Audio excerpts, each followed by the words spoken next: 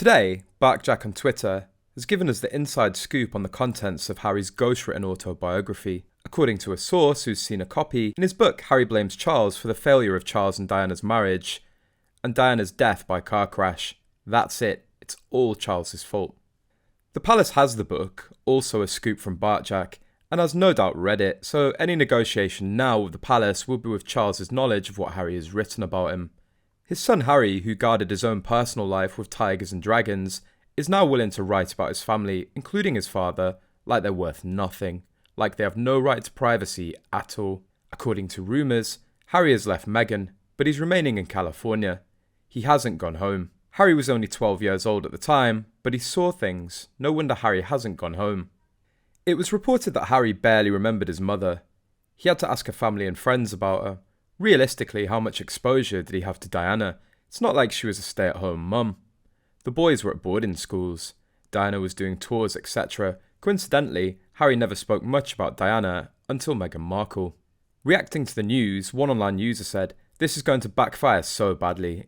I personally have two thoughts around this. One is that he's effectively spitting at everything his family has done for him, and his ingratitude is plainly visible.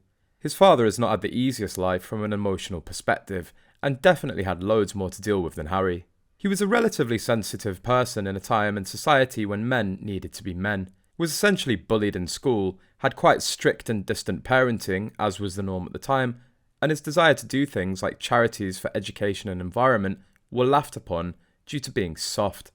His marriage to Diana was basically toxic for both of them.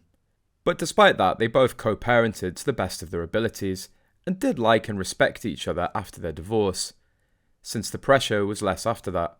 For Harry to take all of this and twist it around for his own needs makes him an absolute twat, and hurts his father so much. That father, who's always protected him, tried to make life as easy for him as possible. That's my emotional opinion. The other thought that I have, from a more cynical perspective, is that this man has no clue which side of his bread is buttered. He's an idiot who only sees short-term goals of easy money.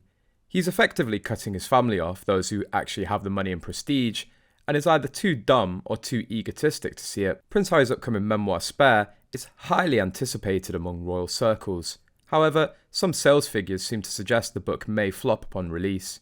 According to News Australia, the Duke of Sussex's memoir, slated for release next year, is available for free as part of a Black Friday deal for a free trial of Audible on Amazon, which includes a spare audiobook read by Prince Harry himself. As per the outlet, while the book will only be available to customers upon its release on January the 10th, a nifty hack means that the book can be bought for free on Amazon.